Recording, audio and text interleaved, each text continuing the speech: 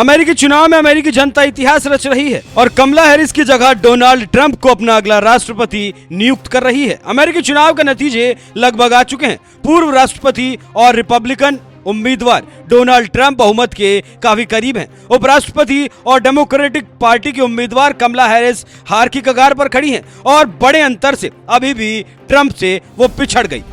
कमला Harris भले ही Trump की आंधी के सामने हार गई, लेकिन उनकी पार्टी के कई नेता इतिहास रच रहे हैं। उन्हीं नामों में से एक नाम है श्री थानेदार का। थानेदार का रिश्ता भारत से है और इकलौते भारतीय हैं जिन्होंने ट्रंप की आंधी में डटकर मुकाबला किया और इतिहास रचा है।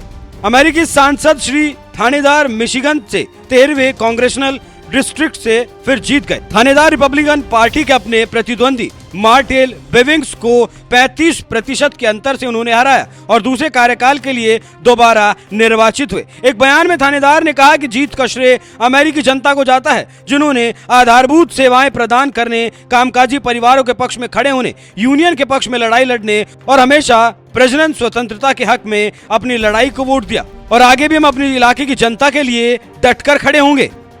विदेशी मामलों के जानकारों की माने तो थानेदार मिशिगन की राजनीति में एक प्रमुख चेहरा है।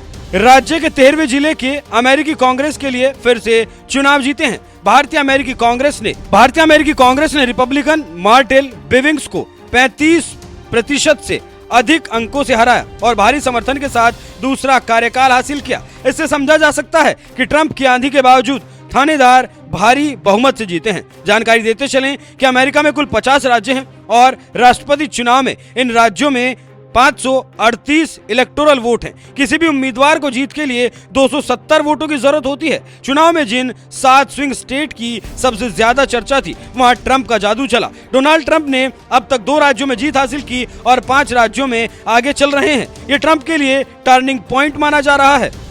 स्विंग स्टेट में मिशिगन, विस्कॉन्सिन, पेंसिल्वेनिया ट्रंप के हाथों में तकरीबन आ चुके हैं।